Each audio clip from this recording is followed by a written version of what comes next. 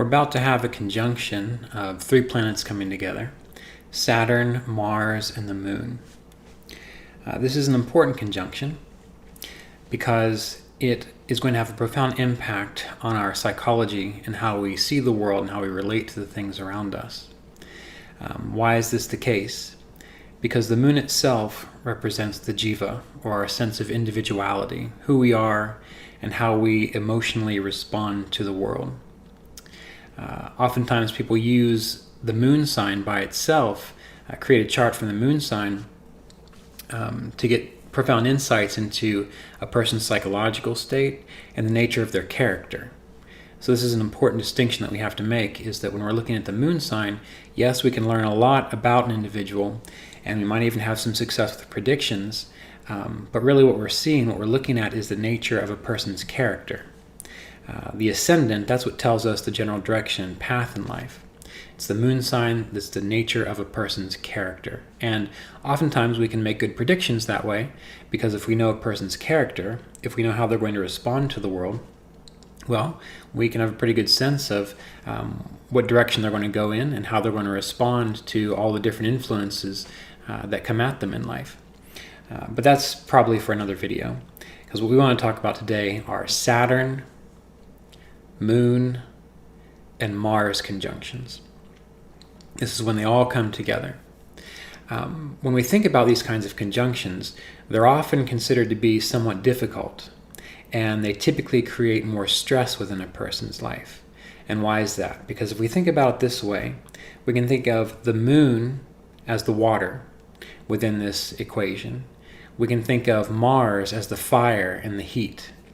And we can think of Saturn as the pressure and the containment.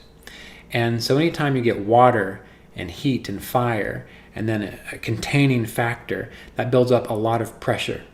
And that can work in many different ways. You can either use it to cook things very rapidly, to accelerate the breakdown process of things that you don't need or don't want anymore, to make things more digestible even, or it can cause a lot of hurt feelings, and it can cause a lot of frustration and a lot of sense of not making as much progress as one thinks one should be making. So when we're thinking about these particular 3-planet conjunctions, again, Moon, Mars, and Saturn, we need to kind of consider who are we as an individual, and how do we typically respond to situations where we're put under pressure, where there's heat put on us, where our personality or our emotional nature is being activated or stimulated or challenged. How do you respond to that? You need to think about this, because when this conjunction occurs, it'll be about a 2.25 day period. You might find yourself experiencing more stress. You might find yourself being more difficult to deal with. Actually, since everyone's going to be going through this conjunction, everyone's going to be feeling it to a certain degree, but those people who have Mars or Saturn impacting their moon in their natal chart, in the birth chart, or Mars and Saturn impacting each other in the natal, the birth chart, you're the ones that are going to have to pay particular attention to this combination, because it's going to be you who are going to feel most of the pressure from this combination. So what do we do with this? Well, Saturn and Mars by themselves typically makes a person feel like they need to hurry and rush to get things done because they're running out of time. But then Saturn's there saying, well, slow down, we need to take our time. So there's this dichotomy, this frustration, this extremism between slow down, do it right, take your time, and the pressure of Mars saying, but you should have had this done 3 weeks ago, so let's get it done right now. With the moon, when we get the moon involved, since the moon represents our ego, our jiva, or our soul, the personality is going to be particularly sensitive to things that one feels one is not accomplished, or if you feel like you're behind in something, or if you feel like you should have had something done a long time ago. The moon's going to come into play, and it's going to make you feel like you are way behind and you need to kind of rush the issue.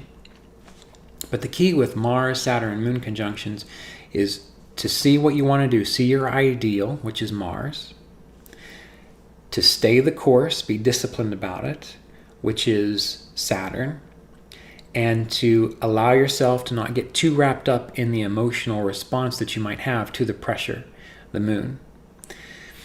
Just like when eclipses occurs, it's a good idea to simply work hard, to not necessarily get so wrapped up in all the stress, the drama that's going on around you, and just say, all right, I'm waking up this morning, I've got my checklist of things that I want to accomplish, and here's what we're going to do. I'm going to start at the beginning, I'm going to check one off. If someone frustrates me, I'm going to say thank you. I can't really attend to that right now. I'm busy doing this. Check off the next thing. You keep moving forward. You try not to get off track, and you need to do your best to avoid frustrating people and circumstances. Although, that's not always easy when we have these kinds of transits. So, what do? You need to learn to practice detachment, which is one of the reasons why yogic meditation is so important to help you move through your astrological influences. Because your astrological influences, that's the stamp, the imprint of when you first came into the world, of your typical responses, your typical momentum, your psychological complexes. And anytime a transit comes along that resonates with that complex, if you are still identified with it, if you've not integrated that trouble, that drama, you're going to be influenced by it. All right, so yogic meditation, I've got a whole other channel on this. youtube.com/Kriya Yoga Online. youtube.com/Kriya Yoga Online. There's anything that you need to know about meditation, how to practice detachment and contemplative practices. And this is so important because then when you come upon a transit like this, Mars, Saturn, and the moon, you won't be overly stressed by it, because you will see it for what it is, a movement in consciousness. And that's part of the issue that a lot of us have, is that we take things so damn seriously. And that's one of the beautiful things about learning astrology and practicing astrology and studying astrology. You start to see that, wow, these things that happen to me, sure, there's an interpersonal dynamic, an interpersonal interaction going on, but it's only occurring because I have this reflection within my own consciousness. That's why some people will not even be bothered by this transit, because they don't have any issues with Saturn, Mars, and the moon. Okay?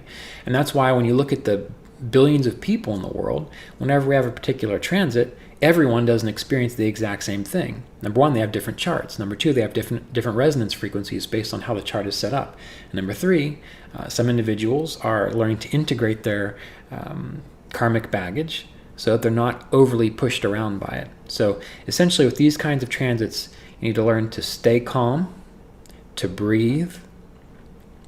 When you start to feel stressed or like you're being pushed too hard or you're behind or you just see all the problems that are there, again, just take a step back and breathe. Focus on the body, focus on the breath. Get out of the emotions, get out of the turmoil, of the stress of that Saturn, Mars, and focus on the breath. Get back in the body.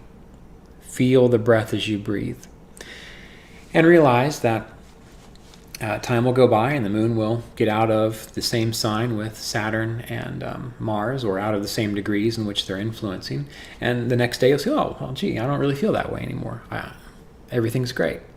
And you'll see these patterns come over and over again with transits, where one day you'll feel wonderful and fantastic, and you ask yourself, well, what's causing this? The other day you'll feel terrible and horrible, and you'll say, well, gee, what did I do wrong? When really, all that's happening are these weather patterns are coming through. And rather than blaming yourself personally, the only thing you really have to blame yourself for is how you react to the situation. Life, you have to work with you have to play the cards that life deals you. You have to deal with the weather that comes at you. But the issue is, how do you respond to it? That's really what it boils down to. And part of yogic meditation is learning to respond with more clarity, more detachment. And by detachment, it doesn't mean that you're not engaged in life. It essentially means that you're seeing things from a little bit bigger perspective, rather than this limited mind, this limited ego. And when the moon comes in with Saturn and Mars, especially with moon and Saturn transits, when they come together, there'll be a profound focus on what's wrong. because Saturn, as we've been learning in our apprenticeship course, going over the class on the grahas and planets, we haven't got there yet exactly, but we will soon. Saturn has a downward-looking gaze, which means he only sees the problems. He only sees what's wrong. And when the moon comes along, which is the emotional nature and the personality, essentially, well, then the personality gets kind of sucked into. Remember, graha means Caesar. It seizes your consciousness. And this is, oh, wait a minute, look at all these problems. Look at all that dirt and all that mud. Look at all that manure. Look at all that poop. And it doesn't allow you to look up like the sun might, because the sun has an upward gaze, to see, wow, look at all the flowers that are growing out of this. So essentially, as you go through this Saturn, Moon, and Mars transit, really what you need to do is make a plan, focus on working hard, getting things done, realizing that you're going to have a tendency to see all the problems, and you're going to have a tendency to feel like you're too stressed, that you haven't got enough done. When that occurs, take a moment to breathe, and then continue moving forward with your work. And what you'll find is after the transit passes, you will have gotten a lot done. You will have accomplished quite a bit. And also with these kinds of transits, when it comes to interpersonal conflicts, because they will be more prevalent during these kinds of time periods, don't take them personally. If someone acts a certain way to you, maybe they're stressed out. Maybe they are too focused on how they feel bad about themselves and how they feel that they're behind. So don't take these things too personally, and do your best to see everyone in light and in clarity, see them connected to their higher source, not to their karmas, not to the stress that the planets may bring, but connected to their higher source. They can see things from a higher perspective.